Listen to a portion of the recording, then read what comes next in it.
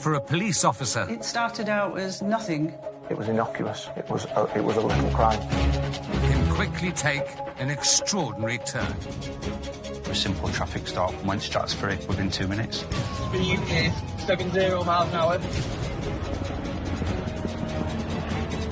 A routine case. You can start off with something and it can turn into something completely different. Can suddenly spiral into a serious incident. Then it switched. He locked the door. She knew that something was very, very wrong here. Stand by, I think we're going to have a decamp. One got out with a baseball bat. There's a ton of campus in the car. They were literally on a rampage. Sometimes the most minor crimes. I was looking for a stolen quad bike, found a lot more. Can crack major cases. We were now possibly looking at a serial killer.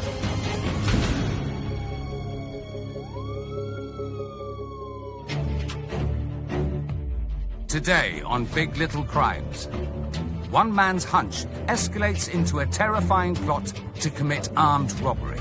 As far as I was concerned, he'd shot in the past. He was going to shoot my mate. I wasn't going to be the next one. A missing bank card uncovers a web of lies. There was no way that we thought that this was going to snowball into an investigation of this magnitude. But first, is a common traffic offence about to expose one of the biggest criminals on the Isle of Wight.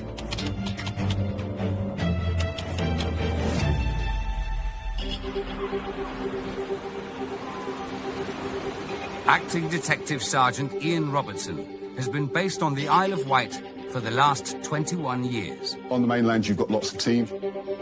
We have one CID office, and so you have lots of skills and you deal with all and any type of crime. And today's job is going to put Ian's detective skills to the ultimate test.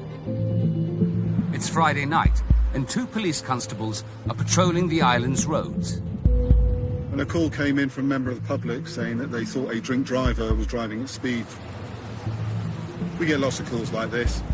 It's quite a regular occurrence. Police officers, just routine, drink driver, so the officer wouldn't have thought too much about it. They head to the area the car was last seen. And it's not long before they spot the vehicle speeding past. When the officers first saw the car, it was going the opposite direction to them, but it was going faster than 30. So the officers just turned round, put his blue light on, and the Mini did slow slightly, but then it accelerated. Who's driving the car? And why are they so desperate to get away from the police? He was driving erratically. There were other car users on the road, and they were having to take avoiding action. A couple of cars had to stop, pull across the side of the road, just to avoid being hit. This man was dangerous. The driver is putting the lives of innocent people at risk as he weaves in and out of quiet residential roads. The speed then got up to 60 miles an hour, and the officers decided that it was too fast to safely pursue, so they started slowing down themselves and pulling back, and they didn't want an innocent member of the public getting hurt. The car they were pursuing went round a corner. They'd lost sight of it just for a second, and by the time the officers turned round the corner, they found the Mini had crashed into a parked car. The 2 occupants of the Mini, the suspect and his passenger, were still sat in the car, slightly dazed. Luckily, nobody was injured. Someone could have been killed by that man driving. The officers race to the car to arrest the 2 men inside, and they're shocked by what they find. There's a great big kitchen knife in the driver's footwell, which is not normal. And then there's a lump hammer next to it, and then there's some lock knives, and these are the knives which are very small. They can fit in the palm of your hand, but then you press a button, open up the blade, it locks in place, and they're nasty, really sharp 3 or 4 inch blades. It's starting to look like something at this job. It's not just a drink driver or a drug driver. Why are they tooled up? Why have they got weapons on them? What started out as a traffic offence has turned into something much more serious. The driver of the car, when the officers found the kitchen knife, he said, yeah, that's my baby. He loves the knife. Why is he loving a knife? And therefore, it's not a kitchen utensil, it's a weapon. Why are the men carrying weapons? The police meticulously search every inch of the car. and the officers see a bag of pills on the car. It was about 30 pills, and your suspicions start thinking, OK, so have I got a drug driver here? Is he under the influence of drugs? Is he a drug dealer? Is he just a drug user? But why has he got weapons? What's all this about? This started as a common call for speeding. Could the officers have unwittingly uncovered a major crime? They continue searching and find around £100 in cash, plus another bag of pills. And that's not all. We found a couple of mobile phones, and then we found a further 2 mobile phones, and these are the small mobile phones. They're not much bigger than your thumb. They're ridiculously small. These tiny phones are often used in prison because they're easy to conceal. The officers take a closer look at the pills, but they don't know what they are. And with just 30 of them in the bags, there aren't enough to prove that the men are dealing drugs. The only offence proven at that point is that he drove a car, failed to stop for police officers, and crashed. So you've got traffic offences there. The officers' instincts tell them something much bigger is at play, but they need some concrete evidence. They test the driver for drugs in his system. It came up as positive. He said, I'm a cocaine user and I last had some this morning. So it's still in his bloodstream. The 2 men are immediately taken into custody. A blood test confirms the driver had got behind the wheel after taking Class A drugs. The number of crimes is quickly racking up. The team search the men's houses for more evidence. Nothing's found where the passenger lives, and when they search the driver's home, they hit another brick wall. More pills are found, a little bit more cash, but again, under £100. But it's still not enough to prove any involvement in drug dealing. The men stay in the cells overnight, and at 8 a.m., Ian starts his shift. His instincts match those of the other officers. He knows something more sinister is at play. Like the old days, like you say in the film, they tap their nose or they rub their stomach. I knew that in front of me I had a drug dealer, and now I'm going to prove that you are a drug dealer, not just a drug user. It's the drug dealers that make the money. It's the drug dealers that will spread the pain and suffering. I want to take drug dealers off the street. Ian interviews the suspects separately. The passenger blames everything on his friend, so Ian needs the driver to talk. The suspect didn't want to talk to start with, but he couldn't help himself. He'd answer no comment and then give me an answer. Only the night before, he'd reported a home invasion where a known burglar and very violent person had broken into his house to steal money from him.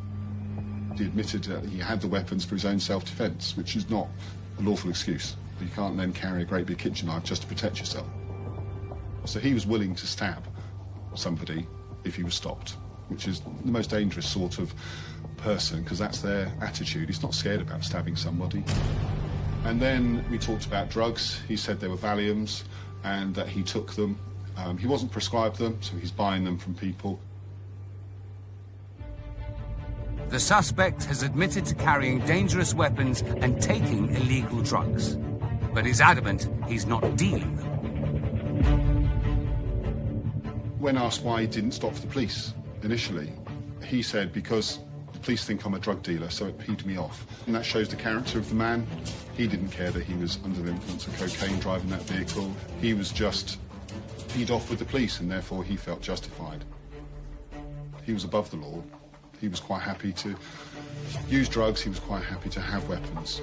He didn't care.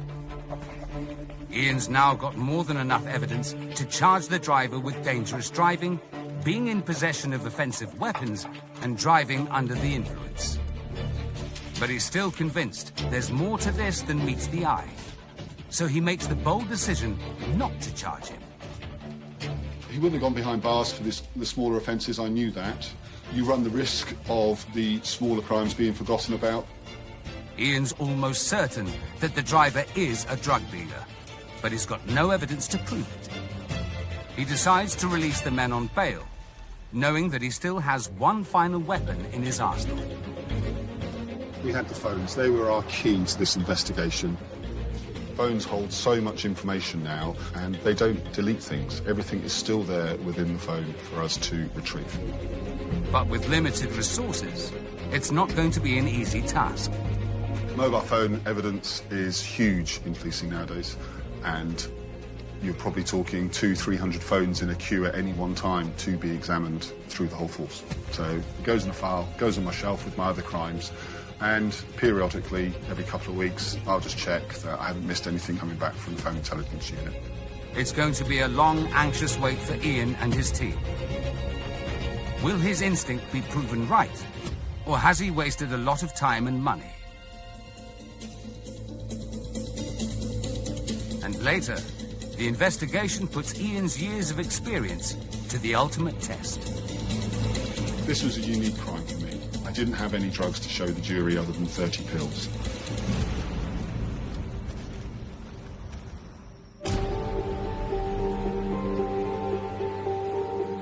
In our next case today, the security guard's suspicions lead police right into the middle of a terrifying armed robbery.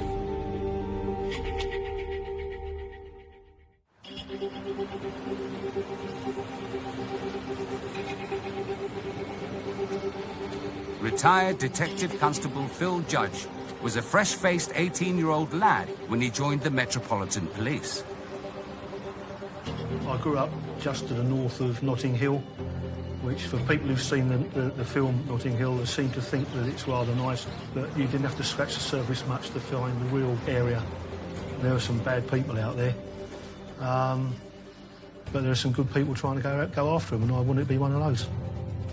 And when, at just 28, he earned a job in the highly regarded flying squad, it was a career-defining moment. Before the flying squad began, police officers had to stay in their local areas.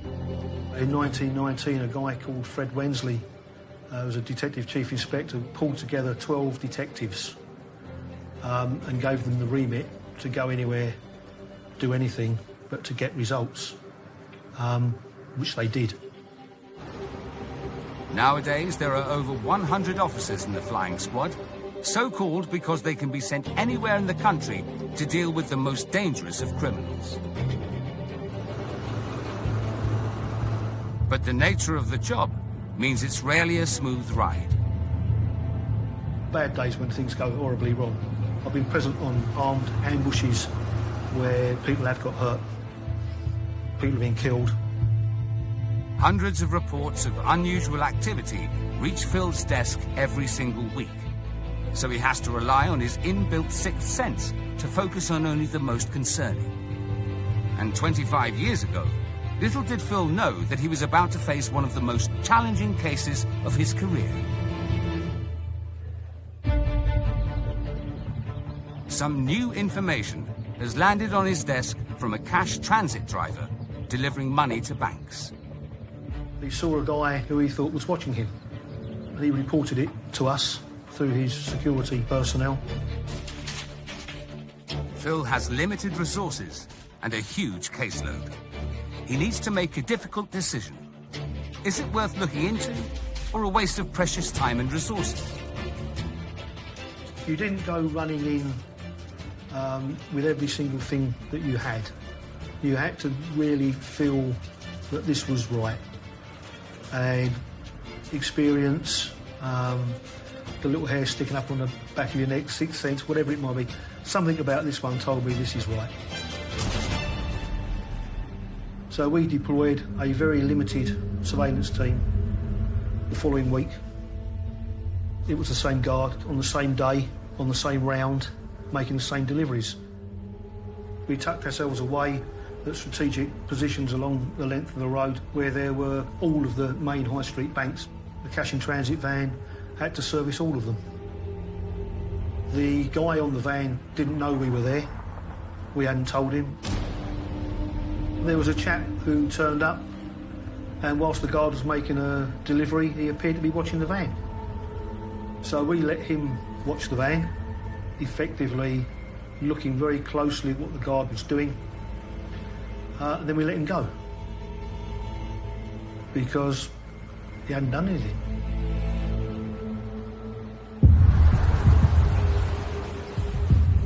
crime hasn't been committed, but surveillance has backed up the security guard's suspicions. The following week we were going to go back and do the same thing again, except this time we'd be a hell of a lot better prepared. The flying squad have got 1 week to put together a team of the highest caliber, including 2 photographers to capture anything that happens. The following week we enhanced our operations. We were armed and we were ready to deal with any eventuality that might arise. The van arrived, and so did 2 other guys. The person we'd seen the week before, this is the chap with the beard, and another guy. One of them went and stood in a bookmaker's doorway just around the corner from the entrance to Barclays Bank, whilst his friend went and stood in a phone box, looking directly at the entrance to the Barclays Bank, where the guard duly turned up, parked up, and started making his delivery. The chap was signalling to the bloke in the phone box using a newspaper. The bloke in the phone box was signalling to him. It's not clear what's going on, but with close eyes on both men, one of the team realizes something very worrying. We dealt with both before, back in the late 80s. One was a guy called William Harding. He was the man with the beard. And the person signalling was a guy called David Adams. Those 2 had committed a series of robberies and had been caught by the flying squad. So they'd actually shot a guard in the foot. So we not only knew that we were game on, but we knew these were people who would shoot and had shot in the past. These 2 were back at it. A cash delivery driver filing a minor report that someone might be watching him has turned into something much bigger. Phil and the undercover team are on high alert.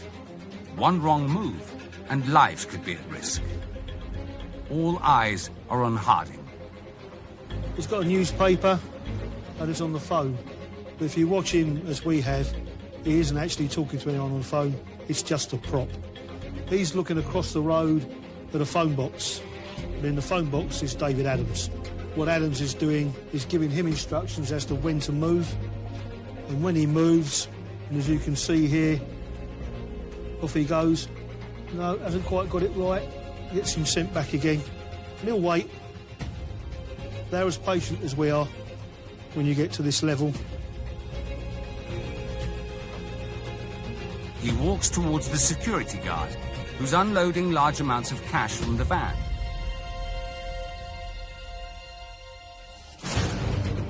But he carries on walking. What's going on? This will be a dummy run. They're getting their timing right for an assault on that guard at some point in the future. They found a location they like, they're comfortable with, they're testing it.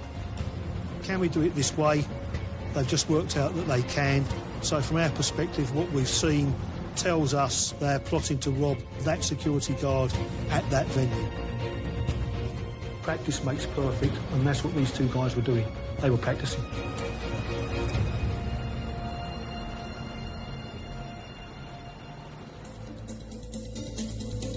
We'll be back to join Phil and the flying squad 1 week later.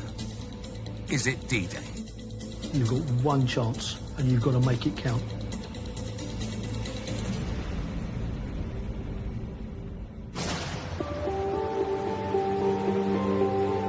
Next, the small matter of a missing bank card exposes a large-scale and audacious fraud.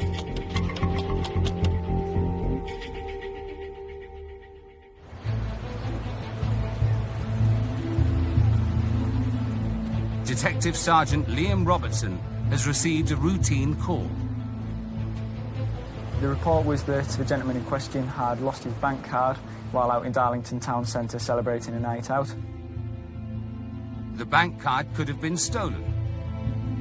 But shortly after losing it, the man's contacted on social media by a stranger who claims to have found his card. The person who'd messaged him had shown him screenshots of his bank card, and he quite willingly gave over his home address to the person who'd contacted him online.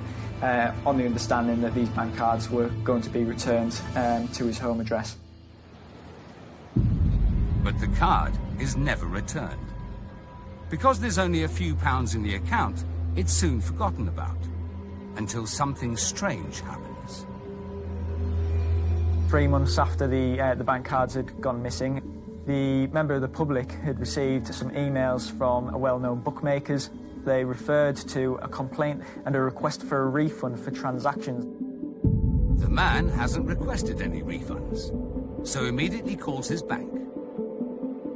It was only when he contacted the bank that he realised that he couldn't get through the security systems in place for telephone banking, and it quickly became clear to him that the account had been taken over and somebody had subverted his own access to his own bank account.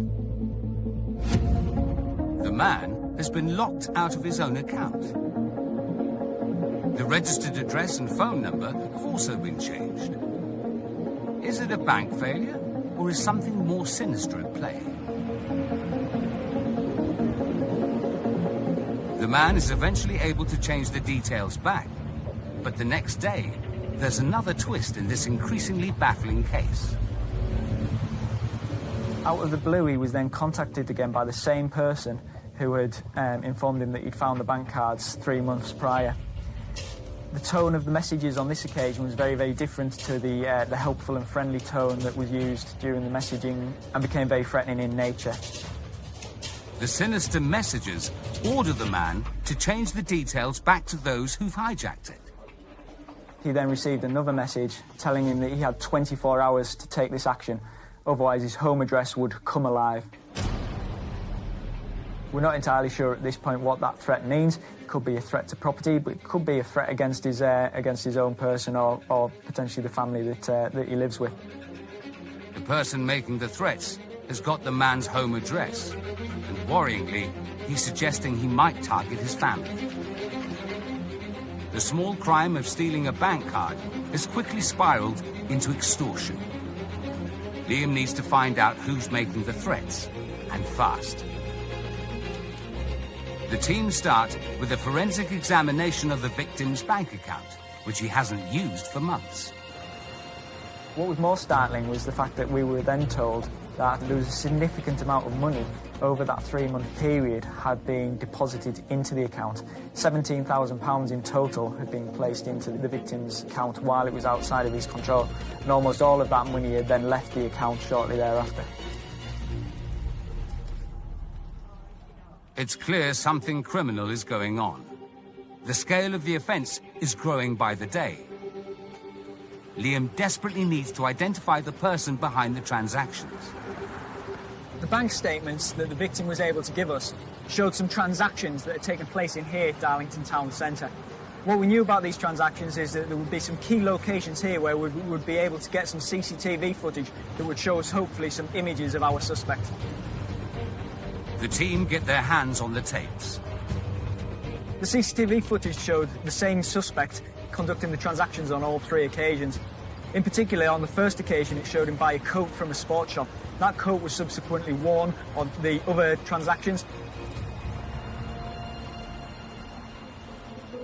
The man is already known to police.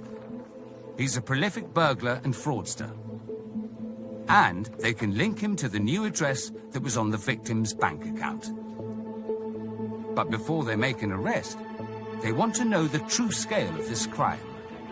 They look into the £17,000 in the victim's bank account. It was highlighted that the majority of them had a reference title of DWP.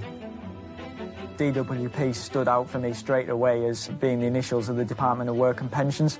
The consistent monthly payments going in for a fixed amount would suggest benefits claims going into the account on a regular basis.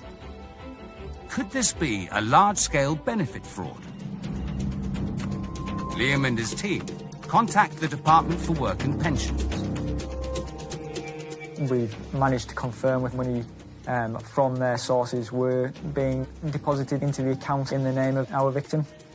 They've said that the money going into the account was from different credit claims.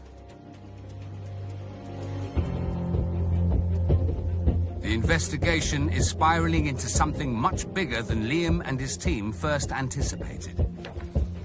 It's gone from suspected theft to extortion, and now it's becoming a tangled web of benefit fraud. We were potentially dealing here with benefits claims of potentially up to 25, 26 different people that were linked to this investigation. The suspect can be linked to multiple other bank accounts, where it looks like he's doing the exact same thing, hijacking the accounts, then falsely claiming benefits. He's made a massive £39,000 through the fraud. They know he's the one using the accounts, but Liam needs to prove that he's the one claiming the benefits. They raid 2 houses linked to the suspect. The suspect was found at one of the addresses and was taken into custody for questioning, while officers then conducted a search of both addresses. The search of those addresses obtained a quantity of evidence, some handwritten letters and typed letters to the Department of Work and Pensions, trying to divert funds into one of the accounts linked to the investigation.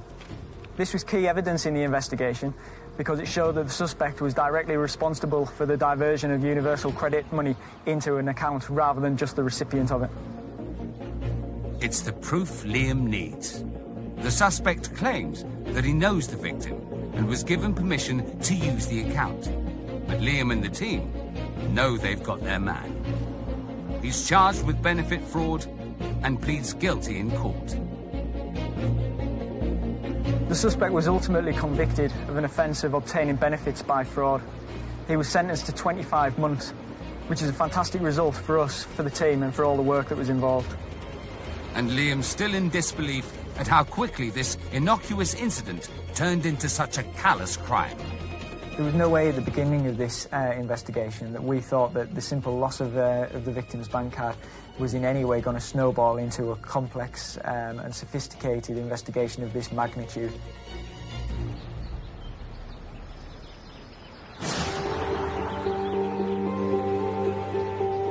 We're heading back to the Isle of Wight now, where an investigation into a speeding driver has taken a dramatic turn.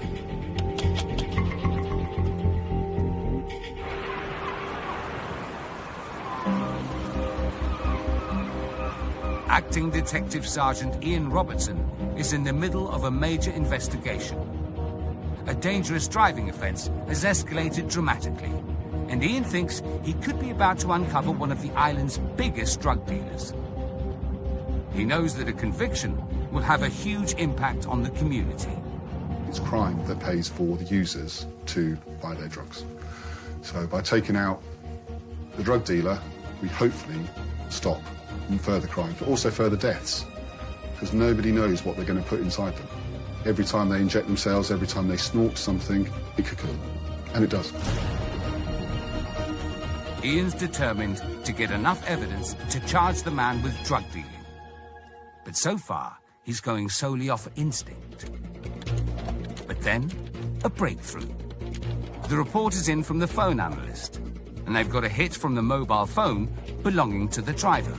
The phone analyst came back. He gives you a starter for 10 and said there's quite a lot of information on there to do with drug dealing. It's the news Ian has been hoping for. There's lots and lots of locations on the phone that he has found messages and put them on a spreadsheet for me. He can't pick and choose. He can't just say, these are the bad messages, ignore everything else. He has to give me everything. So then it's my job to have a look at everything. Ian's now got the painstaking task of going through the tens of thousands of messages to try to build his case. With the help of a specialist drugs officer, he trawls through the data. Immediately, it was so clear just what level of drug dealer he was. He was a big-time drug dealer on the Isle of Wight. And he states, I know, mate, I know, I pick this 40k up, so £40,000. You up for coming to get a kilo of coke with me? No joke. And then another one, I have the most pokey coke at the moment, best on the island, everyone buying it off me, laughing out loud. And then his mate comes back and says, yeah, I might have to message you about buying some. And then he goes on to say, yeah, mate, £50 for 0.5 of a gram. But trust me, mate, I weigh bang on, I made 2k a week, laugh out loud. So he's showing just how much he is selling. And he was making a lot of money. He was buying kilos at a time. He was offering texts out to his clients, trying to get more people to buy drugs off him, and he was telling them just how good it was. The messages show the suspect has made a massive £74,000 profit in just 1 year from dealing drugs on the Isle of Wight. But Ian's worried the evidence might not be enough to convince the jury. We don't take many jobs to the Crown Prosecution Service without the hard evidence, the actual physical bag of white powder, the wedges of £10,000 cash underneath the mattress. I've had all those jobs. They're obvious to a jury. You know, look at this big bag of white powder. I caught Joe Bloggs with this, therefore he must be guilty. And the jury, yeah, understand that. Whereas I'm taking a job here with everything from a mobile phone. This was a unique crime for me. I didn't have any drugs to show the jury other than 30 pills. The nerve-wracking first day of the trial has arrived, and the suspect pleads not guilty.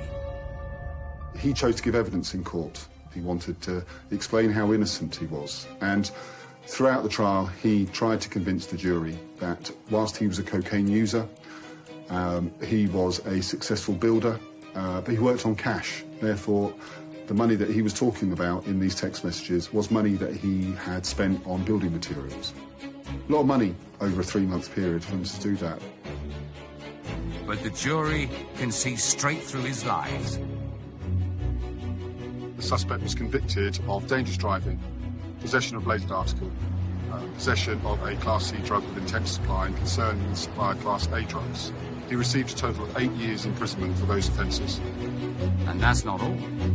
Because we could prove on his phone over 74 grand's worth of supply, we then put an order against him for life that he will have to pay back £74,000. So if he inherits money, if he wins the lotto, like we've had people win money on the racehorses, there's a marker against him. The passenger in the original car chase is convicted of possession of an offensive weapon and receives a 7-month suspended sentence. After months of painstaking work, it's a fantastic result for Ian and the team. It's unusual for me to have a conviction for drugs where there is no drugs. This is one of the jobs that you remember. And a reminder that even on a small island, a routine investigation can quickly escalate to reveal a dangerous criminal. This crime started off as a small drug driving offence, but through a lot of hard work, lots of hours put in by several people, we have convicted a serious drug dealer and put him behind bars.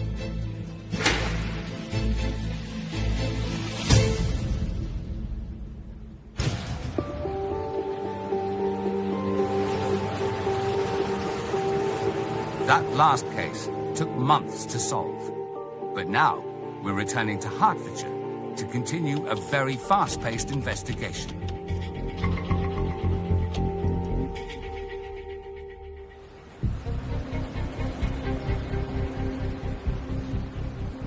Detective Constable Phil Judge and the Flying Squad are investigating something that started with a small nugget of information, but is quickly spiralling. You're going up against the best there is in the criminal fraternity, so you've got to bring your A game to that match, and you play the same game as they do.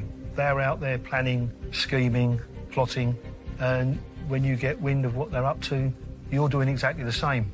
But your plans, your schemes, your plots have got to be a damn sight better than theirs have. 2 weeks ago, the driver of a cash transit van thought someone might be watching him. And now Phil and the team think they've uncovered a terrifying plot to commit an armed robbery. The suspects, David Adams and Billy Harding, are notorious criminals who've served time for armed robbery before. But during this investigation, they haven't actually committed a crime. They've only carried out what Phil thinks is a trial run. This time, Phil wants to stop them before they get a chance to strike again. The trouble with arresting people is you actually need to have some evidence. And what had we seen? 2 former armed robbers. They'd walked past the van, but there's no evidence there of any offence being committed. At the time, we couldn't do anything. Phil needs to catch them in the act, on camera. But it's a dangerous tactic. Lives are at risk. The pressure is always there, and the higher the stakes that are being played, the more ruthless individuals you are going up against, then the better prepared you need to be. And the stakes are very high. Phil suspects at least one of the men could also be responsible for another armed robbery on a cash transit van a month earlier. People have been put at risk. We know that someone had been shot before. The team know the delivery driver does the same round at the same time every week. So, 7 days after the trial run, the team assemble again. Phil has only got one chance to get this right. Are the crooks preparing to strike today? As soon as we realised it was Harding and Adams, we knew we had to be really, really good. We had to be on top of our game, because these guys would be looking for us. They'd be looking for anything that would spook them.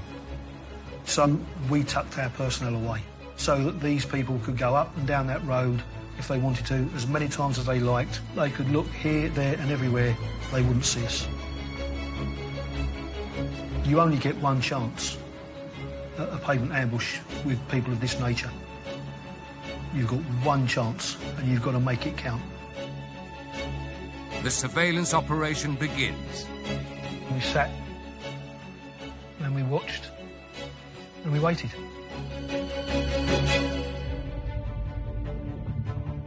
The bad guys turned up in their car and started going up and down Shenley Road. We hadn't seen this conduct before. They were obviously on fire that day. They were looking everywhere. We got photographs of them looking clearly to either side of the road. So there was only one thing they were doing, that was making sure that the area they were going to operate in was safe for them to do so. All of the research suggests Harding and Adams are going to target the driver outside Barclays Bank. The team wait with bated breath. And we've got the whole street covered with surveillance officers now. That's Mr. Adams. He's in the box. There's Billy Harding. But he's now got a hat, a heavy coat, and his beard isn't grey anymore. He's dyed it. Him and Adams deploy as they did the week before, but after a while they abort whatever they were going to do here, and they move. They move from the Barclays to the Lloyds. It's a huge turn of events. The police ambush was set up for outside Barclays Bank. The undercover team need to change their plans, and fast. Everybody's quite sparked up now. We still don't know we're going to go to work. Harding had the jiffy bag. He kept touching it, kept patting it, became very familiar with this thing in his pocket. There's something that ratchets up the tension even more. Harding looks like he's carrying a gun. We were able to say, without actually seeing inside it, he's armed, he's got a gun in his pocket. We couldn't really do anything at that point because he went into a charity shop immediately to the side of the Lloyds Bank.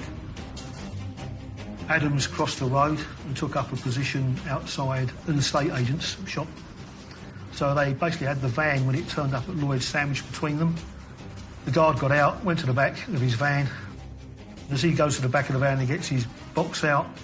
Harding came out, took a handgun out of his jiffy bag and said something to the effect of, put it on the floor, which the guard duly did. Harding picked the box up, started jogging towards the alley. My colleagues and I, we had to get through the alleyway before he got into it. Harding has just stolen £20,000 and he's still armed. A detective constable went one-to-one with Adams, screaming and hollering at him. He turned, promptly surrendered. He was armed with a taser, an electric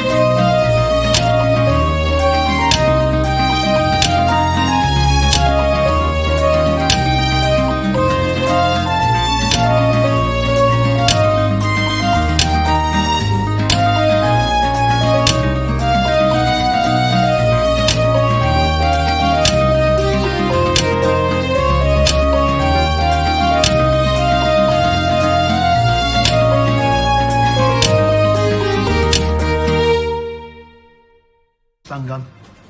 Meanwhile, one of my colleagues confronted Harding, screaming armed police, pointing his revolver at Harding. Harding, rather than surrender or do anything sensible, raised his arm, the one that had the pistol still in his hand, and pointed it straight at the face of my colleague. The list of offences is growing by the second.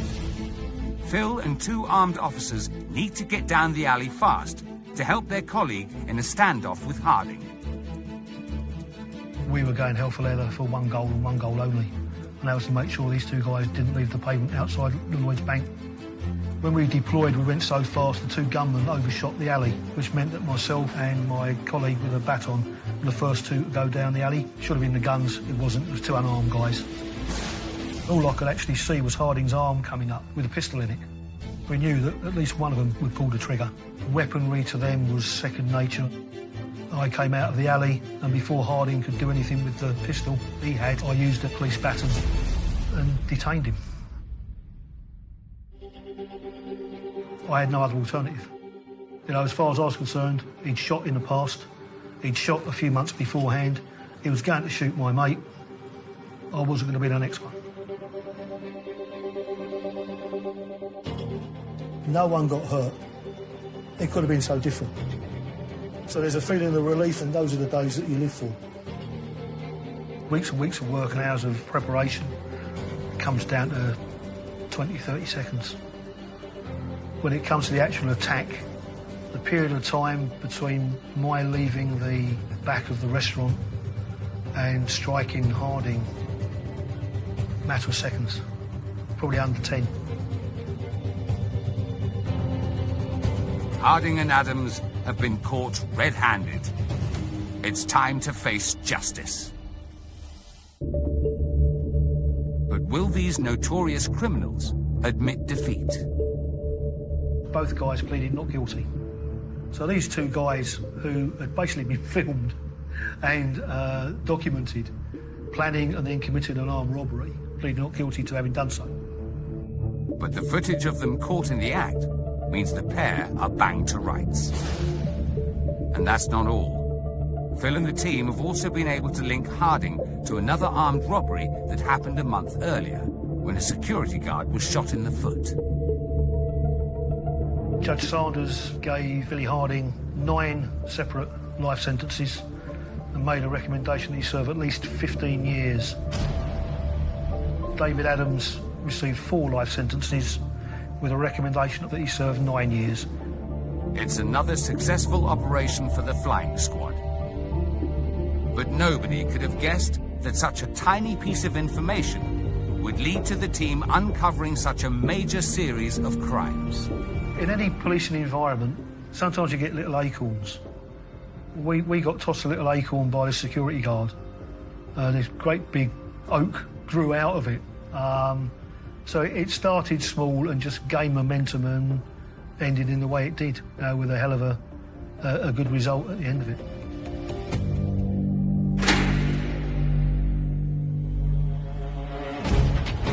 Join us again on Big Little Crimes, when everyday policing... It was just another day in the office. ...uncovers extraordinary crimes. I knew she'd poisoned him. I just knew it. And somebody would have got away with murder. And cracks major cases. This started with a small piece of information and culminated in an international investigation.